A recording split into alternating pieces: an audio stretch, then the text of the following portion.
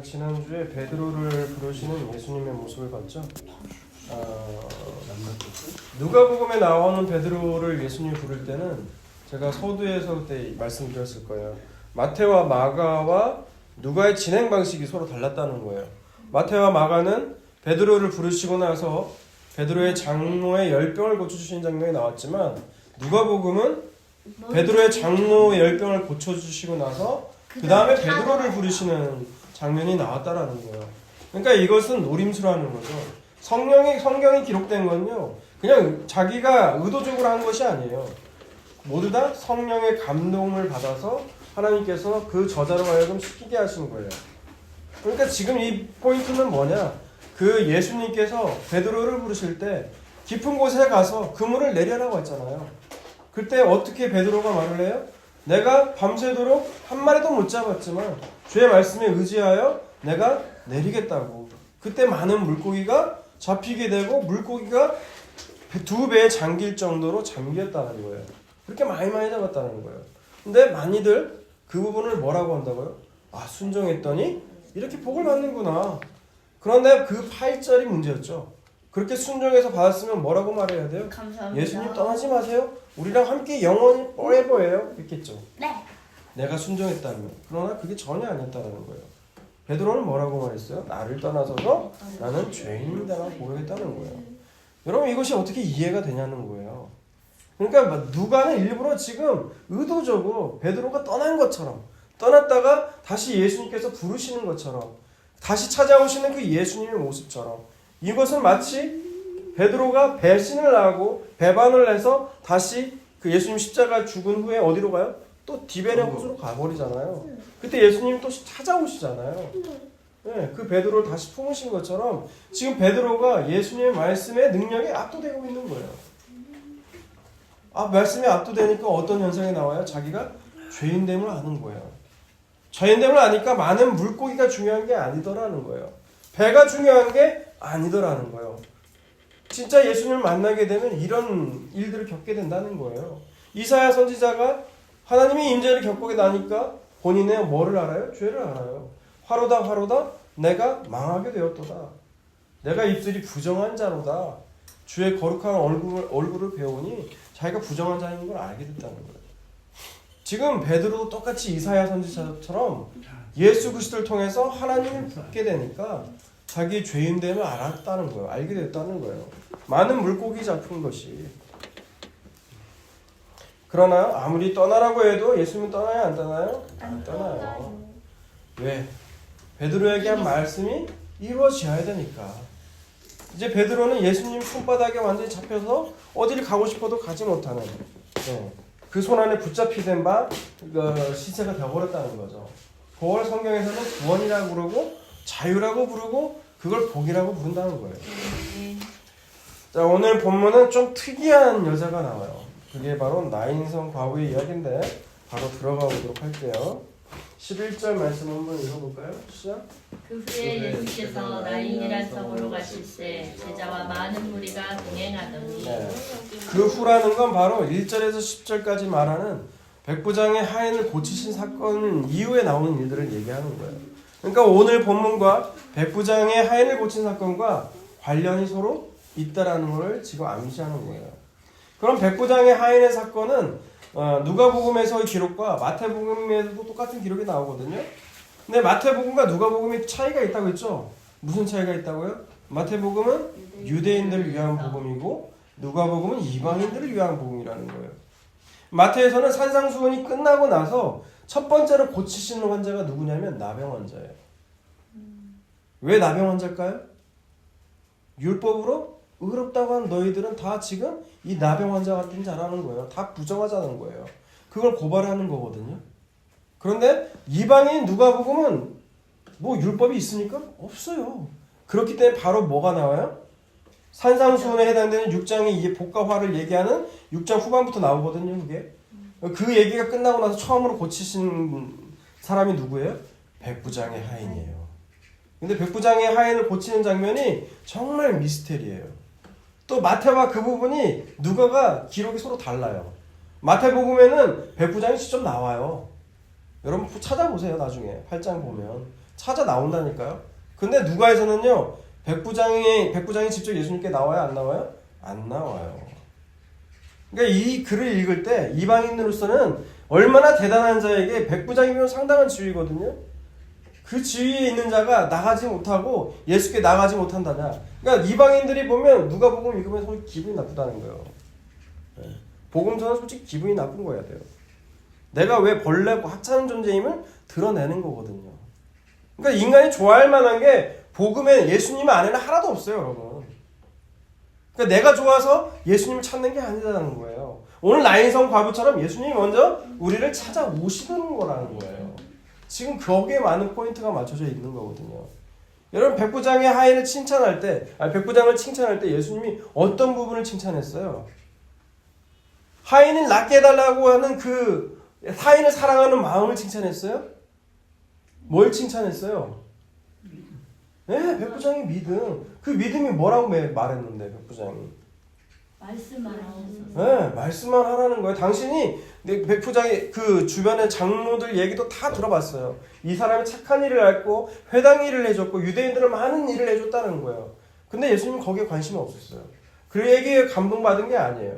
그래서 백부장이 뭐라고 말을 했냐면 뭐라고 말을 했죠? 나도 백부장으로서 나도 수하에 있는 애들을 이리로 가라고 하면 저리로 가라고, 이리로 와라 그러면 이리로 온다고. 내 한마디 왔다 갔다 하는데 당신이 우리 집에 오는 걸 내가 감당치를 못하겠다는 거예요. 그러니까 예수님이 이만한 믿음을 내가 찾아본 적이 없다고 칭찬하셨다고요. 또 이와 비슷한 것이 마태복음에 또 여자가 나오는데 가나안 여자예요. 여러분 다 아실 거예요. 굳이 성경을 안 찾을게요. 마태복음 15장 22절부터 28절에 나오는 이 가나안 여자. 자기에겐 딸이 있었어요. 귀신 들린 딸이. 네, 귀신 들린 딸이 있었는데 예수님의 소문을 들은 거예요. 그 예수님 쫓아가면서 나를 불쌍히 여겨달라고. 내 딸이 지금 귀신 들렸는데 이 딸을 좀 고쳐달라고. 그런데 예수님 뭐라고 한 줄 아세요? 싫어요. 나는 이스라엘의 잃어버린 양을 찾으러 온 거지 너희들 때문에 온 게 아니라는 거예요. 그 다음에 더 모독적인 말을 해요. 어떤 모독적인 말? 주인의 떡을 개에게 취하는 것이 마땅하지 않다는 거예요. 그러니까 이 여자 보고 지금 뭐라고 하는 거예요? 야, 이 개야 그러는 거예요. 개 같은 X 이렇게. 그런 말을 들으면 여자는 어떻게 해야 돼요? 때려요. 이씨하고 돌아서야 되죠. 그런데 여인의 다음 말이 뭐였어요? 개들도 주인의 상에서 떨어지는 부스러기를 먹지 않겠습니까? 라고 한 거예요. 그러니까 예수님 뭐라고 해요? 내 믿음이 크도다 라고 말해요. 이 이방인의 믿음들, 이 가나안 여자와 이 백부장의 믿음의 공통점이 뭐예요? 예수님이 누구신지를 알았다라는 거예요. 예수님이 누군지를 알면 내 자존심 따위는 상관이 없다라는 거예요. 내 자존심이 수그러든 일이 있어도 오히려 깎여나가도 예수님만 만날 수만 있다면 그 믿음이 들어오는 거라는 거예요. 예수님 당신이 말씀만 하시면 그대로 될 줄로 내가 알겠다는 거예요. 믿는다는 거예요. 그러니까 근원을 알 수가 없는 거예요. 이 믿음은 오직 누구로부터 온다? 하나님께로부터 왔다는 말밖에 설명이 안 되는 거예요. 이들은 말씀을 들어본 적이 없어요. 율법에 대해서 알지를 못해요. 왜? 이방인이니까. 이방. 그런데 오늘 본문에 나오는 이 나인성의 과부는 그 정도를 더 초월해버려요. 아주 뛰어넘어버려요. 자, 11절과 12절 한번 읽어볼까요? 그 후에 예수께서 나인이란 성으로 가실 때 제자와 많은 무리가 동행하더니 성문에 가까이 이르실 때에 사람들이 한 죽은 자를 메고 나오니 이는 한 어머니의 독자요 그의 어머니는 과부라. 그 성에 많은 사람도 그와 함께 나오거늘. 네, 11절과 12절을 보면 예수님이 이제 백부장의 하인을 말씀만으로 고치신 이후에 그 다음에 어디로 가세요? 나인이라는 성에 가세요. 나인은 언덕백에 있는 곳이라고 그래요. 가버나움에서 조금 오르막한 언덕백에 있는 성이래요. 이 나인이라는 뜻은 아름답다라는 거예요. 근데 이 아름다운 성에서 지금 뭐가 일어나는 거예요? 죽음이 일어났다는 거예요. 우리 세상이 아름답게 보여요? 여러분 죽음이 올 거예요. 죽음이 온다는 거예요. 역설적으로. 그런데 그 죽음에 이른 자가 누구예요? 죽은 자가 바로 독자. 한 어머니의 독자예요. 어머니는 과부고. 예. 그러니까 자기에게 이 과부에게는 남편이 있어요, 없어요? 과부는 남편이 없죠. 이 남편이 없는 과부가 살아가야 될 이유는 뭐예요? 아들. 오직 아들이에요. 그 아들만 보고 살아갔다는 거예요. 근데 그 아들이 어떻게 됐어요? 죽어버린 거예요. 그러니까 이 과부는 이제 살아갈 이유가 있어요, 없어요? 없어요. 이유가 없어요. 희망도 사라졌다라는 거예요. 그런데 아까 말했죠. 이 백부장은 예수님에 대한 소문을 들었어요. 그런데 이 여자는 소문 들었어요, 안 들었어요? 소문을 들은 적이 없어요. 만약 소문을 들었다면 예수님을 봤다면 어떻게 해야 돼요? 살려달라서 살려달라고 했겠죠. 그러니까 이 여인은 지금 아무런 소망도 없는 아주 비참한 상태라는 거예요. 그런데 지금 그 과부를, 나인성의 그 과부를 지금 누가 바라보고 계세요? 예수님이 보고 계시는 거예요. 그러면 소망이 있는 거예요. 아멘. 다 죽었다고 희망이 없다고 할 때 예수님이 우리를 바라보고 계시면 여러분 그 소망이 있는 거라는 거예요. 여러분 이게 우연으로 일어난 걸까요? 예수님이 그 백부장의 하인을 고치고 나서 이 나인성을 간 것이 과연 우연일까요? 아니요. 성경은 우연이란 게 없어요. 사마리아성 수가성에 사는 그 여인을 만나러 가신 것처럼 예수님은 이 여인을 만나기 위해서 지금 나인성으로 들어오시는 거예요. 누가 요청하지도 않았어요. 예수님 이쪽으로 오세요 하지도 않았어요. 그러나 예수님은 먼저 이처럼 우리에게 먼저 찾아오시는 분이라고. 아멘. 예수님이 누구신지도 몰라요. 이 과부는요. 마음에 아무런 소망도 살아갈 이유도 없는 이 과부에게, 이 나인성의 과부에게 예수님이 오셨다는 거예요. 저는 오늘 여러분에게 이 나인성의 과부처럼 예수님이 찾아오신 것처럼 여러분이 찾아가길 바랄게요. 아멘. 그리고 예수님에게 말씀하시죠. 13절을 보세요. 주께서 과부를 보시고 불쌍히 여기사 울지 말라 하시고. 다시 한번 읽을게요. 시작. 주께서 과부를 보시고 불쌍히 여기사 울지 말라 하시고. 네, 뭐라고 말씀하세요? 이 과부를 보시고 불쌍히 여기셨다라는 거예요. 이 여자는 예수님이 누구신 줄도 몰라요. 소문을 들은 적도 없어요. 백부장처럼. 그리고 이 여인에게는 앞에 나온 백부장처럼 유력한 유대인 장로 친구도 없어요. 아무것도 없어요. 오직 자기 하나밖에 없는 그 아들밖에 없었던 여자예요. 그런데 그 아들을 잃어버리고 말죠. 그리고 그런 여인을 향해서, 이 과부를 향해서 예수님은 어떻게 말해요?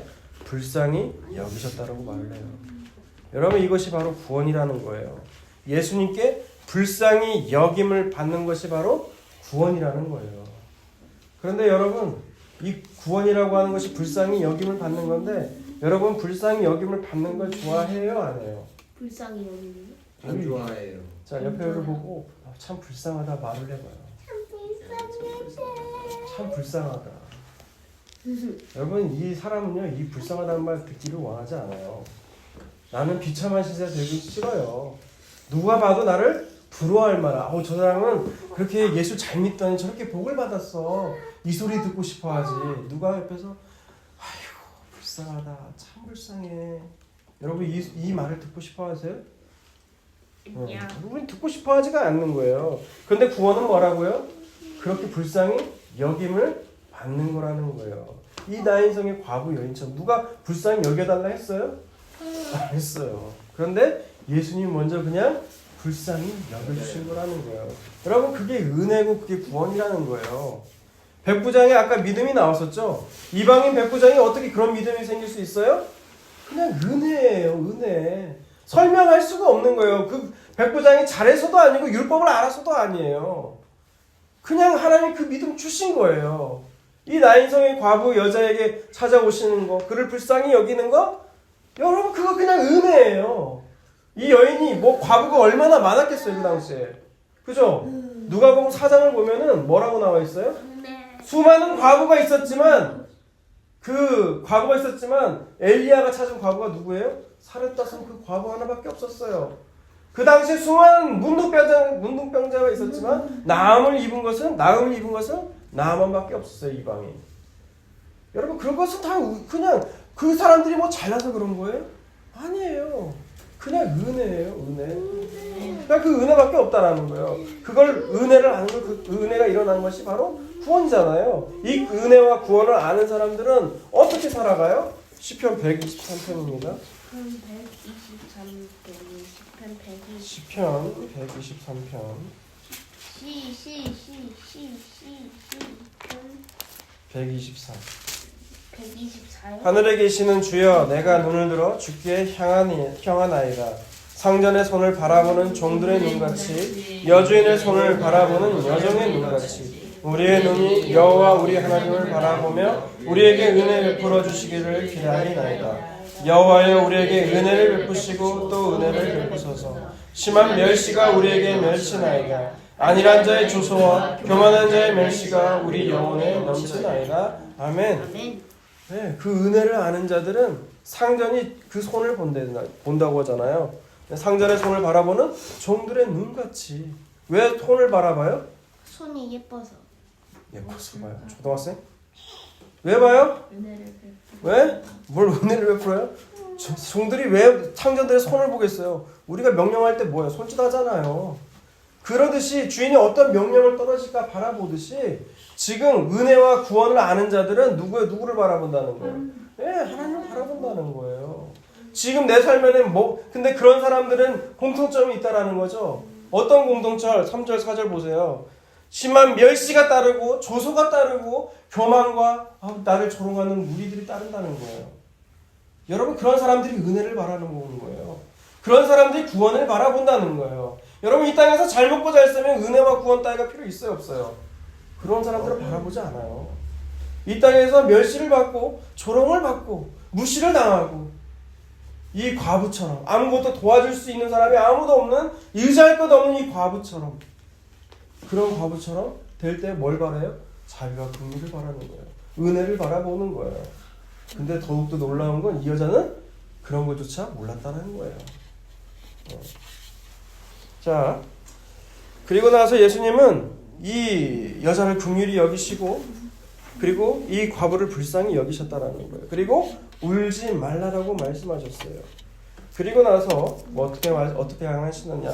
14절과 15절을 읽습니다. 시작. 가까이 가서 그 관에 손을 대시니 맨자들이 서는지라. 주께서 이르시되 종려라, 내가 내게 말하노니 일어나라 하시매 죽었던 자가 일어나 앉고 말도 하거늘 예수께서 그를 어머니에게 주시니. 네, 예수님 가까이 가서 그 관에 손을 댔다고 하는데, 여러분, 유대인들의 장례는 관이 없어요. 그러니까 의역상 관이라고 번역했는데 무덤. 그냥 세마포로 꽁꽁꽁 시체를 싸매고 들것에 매서 지금 매장지로 가고 있는 거예요. 동굴로. 가고 있는데 지금 누가 딱 잡은 거예요? 예수님이 잡은 거예요. 여러분, 레위기서에 보면 시체를 만지게 되면 어떻게 돼요? 부정해지는 거예요. 이 부정함이 지금 누구에게로 전가되는 거예요?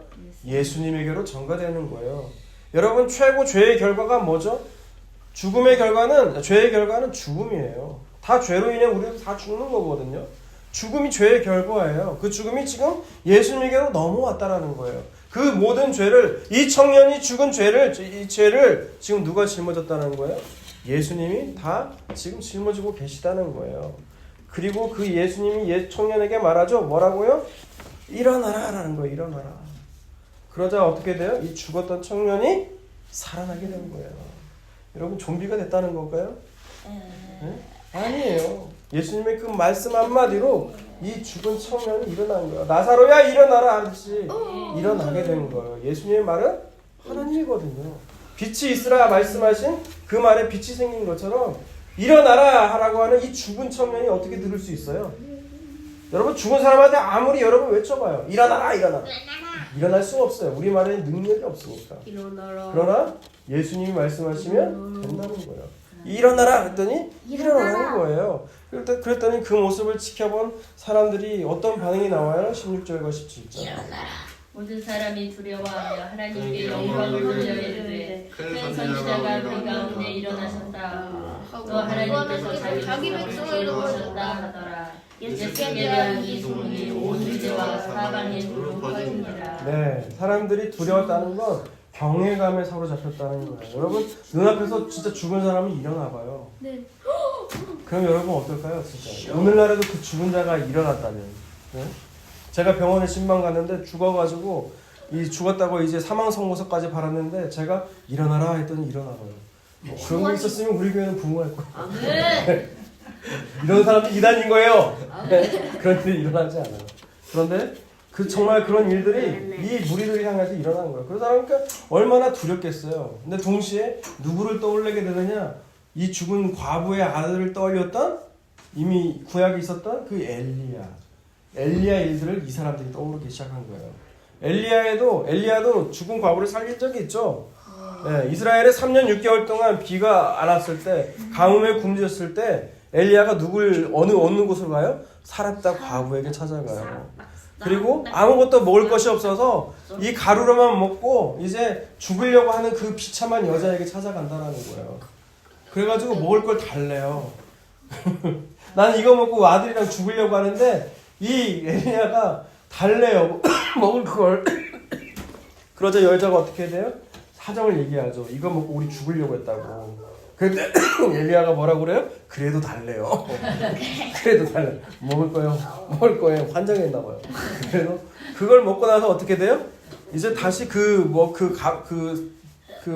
가루가 들었던 거를 기도를 하게 되니까 통에서 밀가루가 떨어지지 않더라는 거예요. 예, 기름과 떨어지지 않더라는 거예요. 그리고 나서 이제 시간이 벌어진 후에 그 과부의 아들이 죽었다라는 거예요.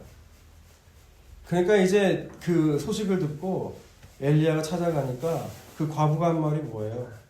당신은 내 죄를 생각나게 하려고 이곳에 오셨냐는 거예요. 그러자 이 엘리야가 어떻게 해요?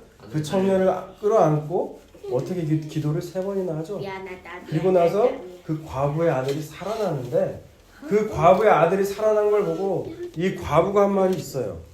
이 과부가 뭐라고 했을까요? 엄마. 응? Thank you. 이 과부가 당신은 하나님의 사람이요 당신의 입에 있는 여호와의 말씀이 진실한 줄 내가 알았나이다 이런 거예요. 여러분 이 고백이 지금 먹을 거 다 떨어져 가지고 있을 때 나온 소리가 아니에요. 먹을 것이 놀라운 그 기적을 봤잖아요. 이미 이 과부도. 그죠? 이미 통에 밀가루 다 떨어져 있는 상황에서 계속해서 밀가루 나오는 것이 여러분 기적 아니에요, 그것도? 근데 그 고백을 하지 않았다는 거예요. 당신이 하나님의 사람이고 당신이 입에서 나오는 모든 말씀이 진실한 줄 알았다는 건 지금 어디 앞에서요? 가장 내가 아끼는, 내가 살아가야 될 이유인 그 아들이 죽었을 때, 죽었다고 생각한 아들이 다시 살아났을 때 고백한 거라는 거예요. 여러분, 우리 하나님께서요, 때로는 우리 삶 가운데 우리가 의지하는 것들이 있죠. 우리가 이것 아니면 살 수 없다라고 생각할 때 그걸 엎어버린 경우가 있어요. 그것이 안 되는 경우가 있더라는 거예요. 그건 왜 그렇다고요? 이것처럼 하나님이 어떤 하나님인지를 알게 하시려고 우리 삶 가운데 그런 일들을 일부러 놓는 경우가 많다라는 거예요. 그런데요, 더 놀라운 건 지금 이 나인성의 과부의 아들을 살릴 때 예수님은 기도했어요? 안 했어요? 기도조차 안 하셨어요. 뭐라고 했죠? 그냥 일어나라 라고 말씀만 하셨다는 거예요. 여러분, 그것이 의미하는 바가 뭘까요? 네, 요한복음 볼게요. 요한복음 읽고 마칩니다. 요한복음 5장이에요. 요한복음 5장 24절에서 29절까지 읽겠습니다.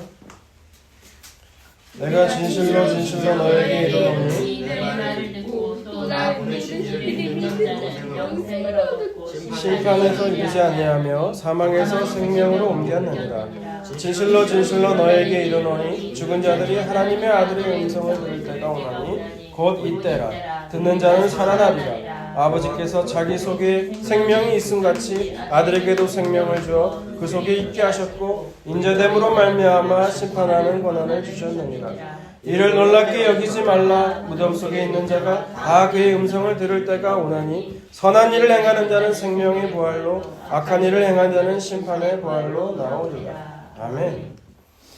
여러분 24절에서 뭐라고 그래요? 예수님은 내 말을 듣고 나를 보내신 이를 믿는 자는 영생을 얻었고 심판에 이르지 않으니 사망에서 생명으로 이미 옮겨졌다고 말씀하세요. 그러면서 이어서 25절에 뭐라고 하냐면 진실로 이르노니 죽은 자들이 하나님의 음성을 들을 때가 온다는 거예요. 그건 바로 지금이라는 거예요.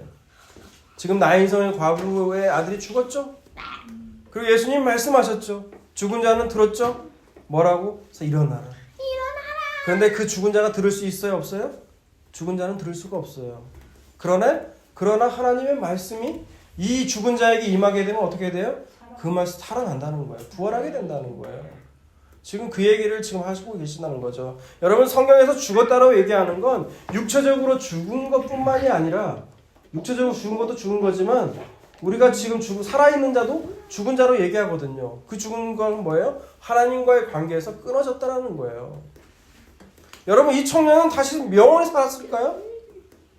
여러분 이 청년도 언젠가는 죽었을 거예요. 반드시 죽었죠. 그런데 살아난다는 건 뭐예요? 이제 하나님과의 관계에서 살아난 자가 되었다라는 거예요. 여러분 이렇게 되는 거는 그냥 이 과부를 예수님이 어떻게 여기셨다? 불쌍히 여기셨다라는 거예요. 그냥 불쌍히 여기셨다라는 거예요. 여러분 그래서 우리가 기도할 때 항상 필요한 기도가 뭐냐? 주님 나를 불쌍히 여겨주시옵소서라는 기도예요. 하나님 우리 가정을 불쌍히 여겨주시옵소서. 내 아들을 불쌍히 여겨주시옵소서. 내 딸을 불쌍히 여겨주시옵소서. 여러분 그것이 구원이라는 거예요. 여러분 그 주님의 그 긍휼하심을 입었다면 여러분은 어떻게 살아가야 될까요? 예수님의 긍휼하심을 안다면 여러분도 다른 사람을 긍휼히 여기며 살아가게 될 거예요. 그렇게 살아가는 저와 여러분이 다 되시기를 주님의 이름으로 축원합니다. 아멘.